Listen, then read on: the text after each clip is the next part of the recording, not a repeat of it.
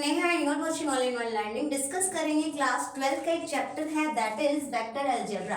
आज के वीडियो में मैं एक कंप्लीट चैप्टर डिस्कस करने वाली हूँ, यानी कि इस चैप्टर से जिस भी टाइप के क्वेश्चंस आते हैं हर टाइप का मैं एक क्वेश्चन यहाँ पे आपको करवाऊंगी और उसके बाद आपको प्रैक्टिस करनी है। मतलब मैं पूरा एनालिसिस करें तो हम कंप्लीट चैप्टर एक ही वीडियो में करने की कोशिश करेंगे आज, ठीक है। तो किस किस टाइप के क्वेश्चन आते हैं एक बार मैंने सब लिख लिए हैं, आपको इन्हीं टाइप के क्वेश्चन एग्जाम में देखने को मिलेंगे इस चैप्टर से। तो let's start the video. First one is find the magnitude of A vector this one. आपको किसी भी वेक्टर, कोई भी वेक्टर मिल सकता है, यहाँ पे उसका मैग्नीट्यूड निकालना है। मैग्नीट्यूड कैसे निकालते हैं? मैग्नीट्यूड निकालने का फॉर्मूला है, कोई भी वेक्टर, आप उस वेक्टर को कोई नाम दे दीजिए। लेट, इसलिए नाम नहीं दिया तो हम नाम दे देंगे A vector, it will be a vector I + 2j + 5k। A vector हो गया। अब इसका मैग्नीट्यूड कैसे निकालना है आपको यहाँ पे कंप्लीट ए दे दीजिए, ठीक है। मैग्नीट्यूड का ये सिंबल होता है, हम इससे डिनोट करेंगे इसको। अब मैग्नीट्यूड कैसे निकालते हैं, इसका फॉर्मूला है हमारे पास a² + b² + c²। अब यहाँ पे abc क्या है? abc जो भी आपका वेक्टर है इसमें i j k के जो कोफिशिएंट है वो ही आपकी abc की वैल्यू है। आप यहाँ पे लिख भी सकते हैं कि a की वैल्यू क्या है, यहाँ से 1, b की वैल्यू क्या है 2 और c की वैल्यू क्या है 5, ठीक है। अब हम वैल्यू पुट करेंगे a 1 का स्क्वायर, 2 का स्क्वायर एंड 5 का square. It will B 1 4 and 25। तो कितना हो गया ये √30, ठीक है। तो इस वेक्टर का मैग्नीट्यूड क्या आ गया हमारे पास √30, ठीक है। नेक्स्ट आता है, एक तो ये था सिंगल वेक्टर आपको दे देंगे, उसका मैग्नीट्यूड कैसे फाइंड आउट करना है। उसके बाद मैग्नीट्यूड निकालने के लिए आपको क्या करेंगे, इस तरह से दे देंगे कि find the magnitude of vector A B joining these points. जब भी आपको दो पॉइंट्स गिवन मिले, यानी ए बी, इस तरह से कोई नाम बदल सकता है, पी क्यू एक्स वाई कुछ भी दे देगा, आपको इसके लिए क्या करना है, ए और बी जो पॉइंट्स गिवन है इससे एक लाइन बना लेनी है, ठीक है। तो हम उस मतलब इनसे कंप्लीट वेक्टर बना लेना है। तो यहाँ पे ए बी है, आप यहाँ लिख देना A is this, B is this. तो यहाँ हम बनाएंगे ए बी एक वेक्टर बना लेंगे। ए बी कैसे निकालते हैं, b - a। अगर आपको बी ए बनाना हो तो a - b करेंगे, ए बी बनाना है तो b - a।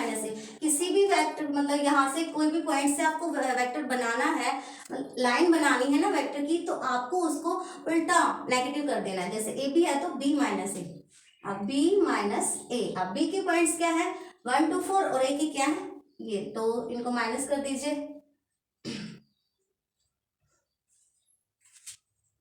2 - 1 4 माइनस और एक ही खुद का माइनस है, तो ये दोनों माइनस मिलके क्या हो जाएंगे प्लस। अब देखो हमारे पास क्या आ गया, दिस वन इज -1।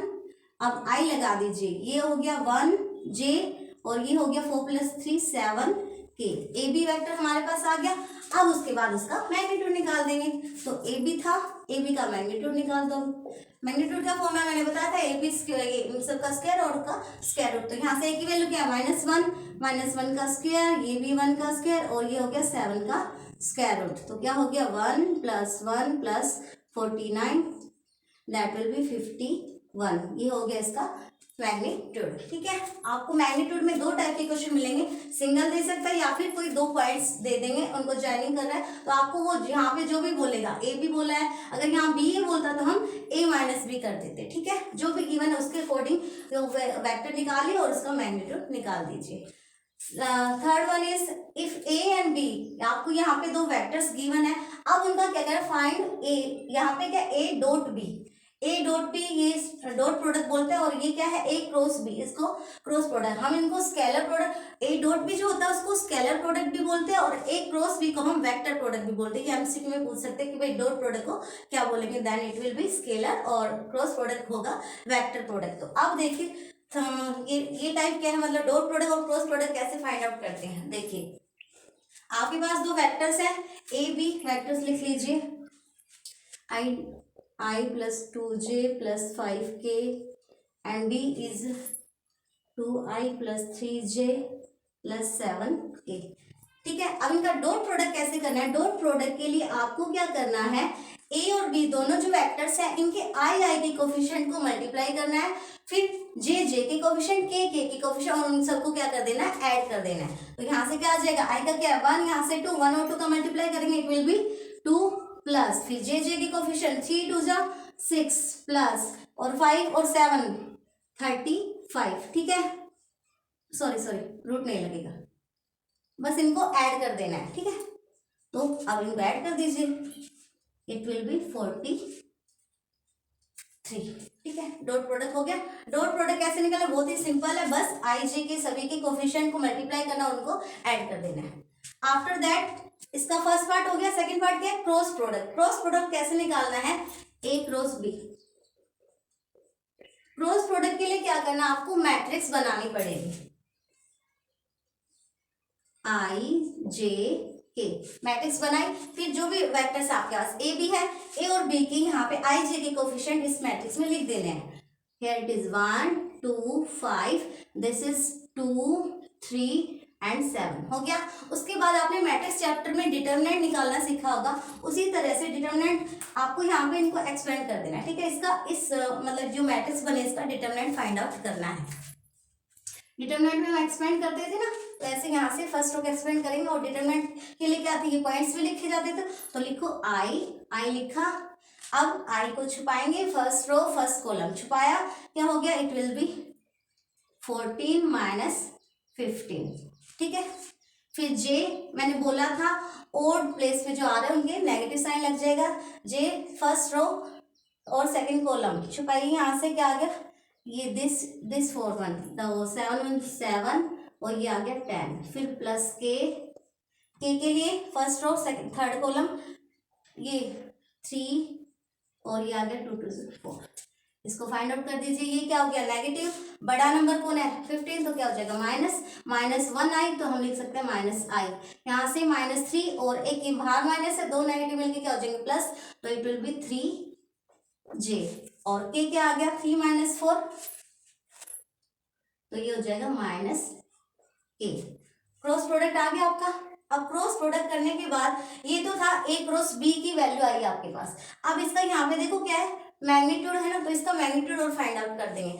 तो it will B a cross b का क्रॉस प्रोडक्ट क्या आ जाएगा, यहाँ पे देखो उसी तरीके से 1 का स्क्वायर 1 प्लस 3 का स्क्वायर 9 और ये हो गया 1, कितना आ गया √11, ठीक है। ये था क्रॉस प्रोडक्ट। अब आते हैं next question.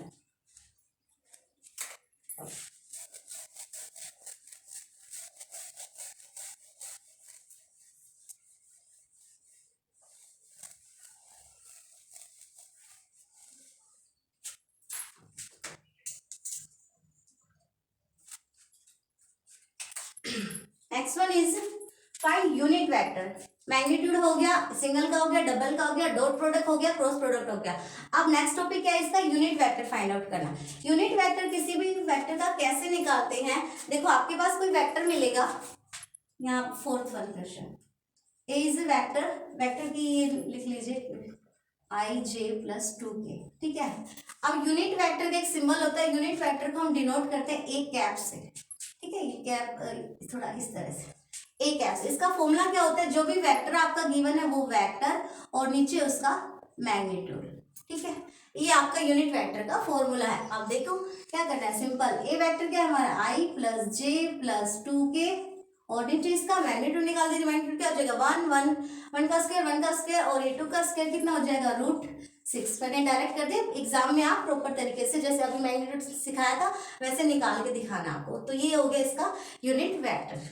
Next one is find projection of the vector this on this. Projection निकालना है, प्रोजेक्शन किसी वेक्टर ने का निकालना है। उसके लिए आपको क्या करना है, चेक करना है सबसे पहले प्रोजेक्शन किस पे बोला गया, ऑन पे फोकस करना। ऑन जिस पे बोला गया नीचे वही आएगा, ठीक है।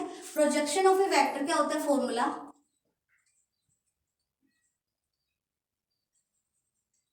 प्रोजेक्शन ऑफ ए वेक्टर क्या होता है, ऊपर तो जो भी दो वेक्टर्स होते हैं उनका डॉट प्रोडक्ट। तो हमने यहाँ पे ए बी गिवन है तो ए डॉट बी हो जाएगा। नीचे जिसके ऊपर बोला है, यहाँ पे क्या होगा, ऑन वेक्टर बी के ऊपर बोला है तो नीचे बी का मैग्नीट्यूड। अगर यहाँ पे b की जगह a देता तो हम नीचे a का मैग्नीट्यूड लेते, ठीक है। प्रोजेक्शन निकालने का सिंपल बस यही है, ऊपर तो एक डॉट प्रोडक्ट आएगा ही, नीचे जो भी बोला है उसी का मैग्नीट्यूड लेना, जिसके ऊपर प्रोजेक्शन बोला है उसका मैग्नीट्यूड लेना है। यहाँ पे b पे बोला है तो हम निकाल देंगे। अब देखो a डॉट b सिखाया था, dot b cross sorry dot product कैसे निकालेंगे, आई के कोफिशिएंट क्या है, यहाँ से 2 और यहाँ से 1, तो 2 1 का 2 हो गया। आगे j पे 3 2 जा 6 प्लस k के कोफिशिएंट क्या है 2 1 2 हो गया, और नीचे मैग्नीट्यूड b का मैग्नीट्यूड 1 1 का स्क्वायर 1 2 का स्क्वायर 4 प्लस 1। देखिए अब क्या आ गया, ऊपर आ गया 10 और नीचे आ गया √6, ठीक है। ये हमारा हो गया प्रोजेक्शन ऑफ ए वेक्टर, ठीक है। Next one is find the angle between. Angle कैसे निकालते हैं दो वेक्टर्स का। अब एंगल पे आते हैं। एंगल का फॉर्मूला हमारा गिवन है, एक ये होता है a dot B is equal to A B cos theta. अब हमें ना थीटा फाइंड आउट करना है, तो ये यहाँ से कोस थीटा देखेंगे तो ये क्या हो जाएगा, अपोन में चला तो ये फॉर्मूला एंगल का फॉर्मूला क्या बन जाता है, cos theta is a dot B, यहाँ पे ये वेक्टर लगा सकते हैं आप, एरो लगा देना, और ये हो गया a b, ठीक है, एरो लगा देना।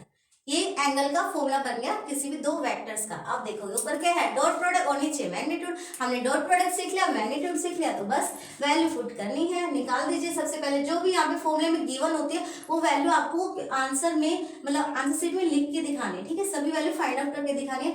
मैं अभी मतलब माइंड में कर रही हूँ रफली, तो आपको लेकिन एग्जाम में आपको ये सब लिख के दिखाना है। जैसे ये सब भी मैंने किया तो आपको दिखाना है। फर्स्ट स्टार्टिंग में मैंने ये सारी चीजें आपको कैलकुलेट करने सिखा दी थी कि कैसे आप स्टेप बाय स्टेप लिखेंगे। अभी मैं डायरेक्ट कर रही हूँ, ठीक है। तो a dot B cross product है, सॉरी डॉट प्रोडक्ट क्या हो गया, यहाँ पे एंगल कौन सा है 6 क्वेश्चन ए बी, यहाँ पे गिवन है, यहाँ पे इसमें गिवन है, देखो a डॉट बी भी गिवन है और मैग्नीट्यूड यहाँ पे मैग्नीट्यूड भी गिवन है, ये इसमें गिवन है, ठीक है। अगर किसी क्वेश्चन में नहीं गिवन है तो आपको ये वैल्यू फाइंड आउट करनी होगी। जैसे मान लो यही क्वेश्चन आ जाता फिफ्थ वाला, a और b वेक्टर दे दिए और उसका एंगल निकालना होता, तो आप सबसे पहले a डॉट बी निकाल दे, जो निकाला हमने b का मैग्नीट्यूड भी निकाला था, a का मैग्नीट्यूड और निकाल देते और यहाँ पे वैल्यू पुट कर देते। अब इसमें क्या है गिवन है सभी वैल्यू, ऊपर क्या चाहिए a डॉट बी की वैल्यू क्या है √6 और a और b का मैग्नीट्यूड, a का मैग्नीट्यूड क्या है √3 और b का मैग्नीट्यूड क्या है 2, ठीक है। अब इसको ऐसे छोड़ना थोड़ा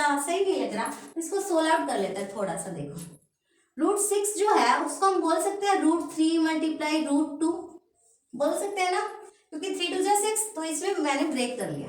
हमारे पास नीचे √3 था, ठीक है, √3 से √3 कैंसिल हो जाएगा। अब देखो 2 है, 2 के लिए आप हम किसी भी नंबर को ऐसे ब्रेक कर सकते हैं, दो नंबर का स्क्वायर रूट जो होता है, कोई भी दो सेम स्क्वायर रूट मतलब मल्टीप्लाई होकर क्या करते हैं वो नंबर बनाते हैं, यानी √2 मल्टीप्लाई √2 क्या हो जाएगा 2, तो मैंने इनको ब्रेक कर लिया, ठीक है, √6 को और 2 को।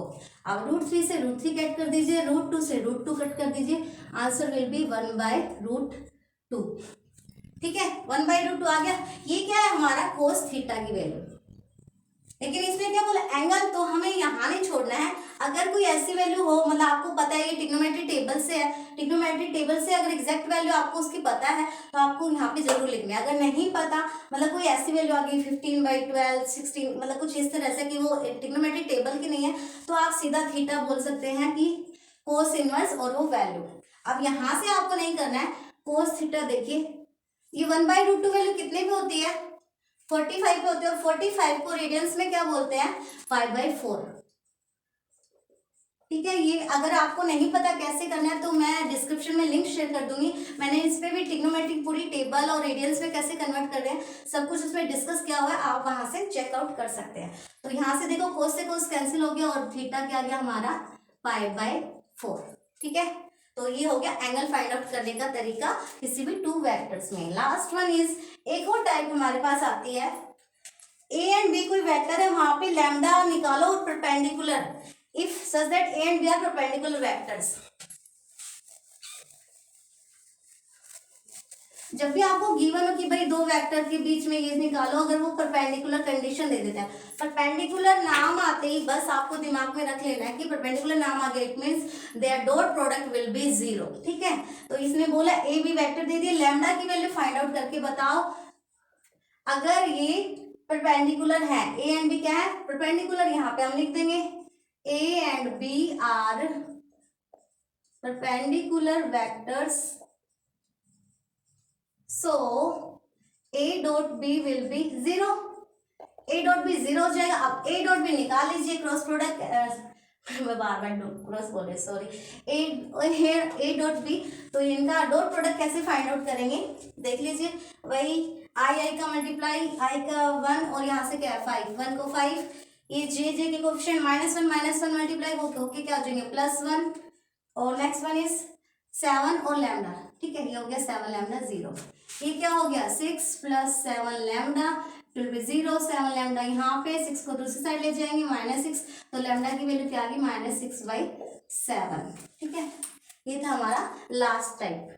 तो आपने देखा ये सब इस मतलब पूरे वेक्टर अलजेब्रा में आई थिंक यही टॉपिक है, ये टॉपिक क्योंकि मैंने बहुत से एग्जाम में मतलब प्रीवियस ईयर पेपर भी देखे किस किस टाइप के क्वेश्चन आ रहे हैं, तो इन्हीं टाइप से आपको क्वेश्चन मिल जाएंगे, एज इट इज नहीं मिलेंगे। एक चीज और, यूनिट वेक्टर जो मैंने सिखाया यहाँ पे सिंगल ना देके वो कभी बोल देगा a+b या फिर -b या फिर मतलब a+ ना लेके सम बोल देगा, डिफरेंस बोल देगा, तो कभी डॉट प्रोडक्ट भी बोल सकता है, यानी कि जो भी बोले उसके अकॉर्डिंग निकाल के फिर उसका यूनिट वेक्टर फाइंड आउट कर देना है, ठीक है। क्वेश्चन थोड़ा बहुत बदल के आ सकते हैं लेकिन तरीके यही है। मैग्नीट्यूड कैसे निकालना है पता लग गया, और अगर 2 पॉइंट्स गिवन है उनके बीच में लाइन जो है लाइन बना के फिर उनका यूनिट मैग्नीट्यूड निकाल देना है। डॉट प्रोडक्ट कैसे, क्रॉस प्रोडक्ट कैसे निकालना है, यूनिट वेक्टर पता लग गया, प्रोजेक्शन किसी का भी जिसके ऊपर बोला है बस उस ऊपर तो डॉट प्रोडक्ट आएगा और नीचे जिसके ऊपर बोला है वो प्रोजेक्शन उसका मैग्नीट्यूड ले लेना है। एंगल बिटवीन का फॉर्मूला हो गया cos theta that is a dot B upon a magnitude और b मैग्नीट्यूड, ठीक है। लास्ट वन टाइप क्या आता है, कोई भी वेक्टर दे दे उसमें यहाँ पे कुछ मिसिंग दे देगा, और या फिर कभी चेक करना बोल सकता है, कभी ये भी बोल सकता है कि ये ए बी है, check whether these are perpendicular और नॉट, तो उनका डॉट प्रोडक्ट करके देख लीजिए, अगर 0 आ रहा है it means they are perpendicular otherwise not. तो ये सब थी वेक्टर अलजेब्रा कंप्लीट चैप्टर के सभी टाइप के क्वेश्चन। अभी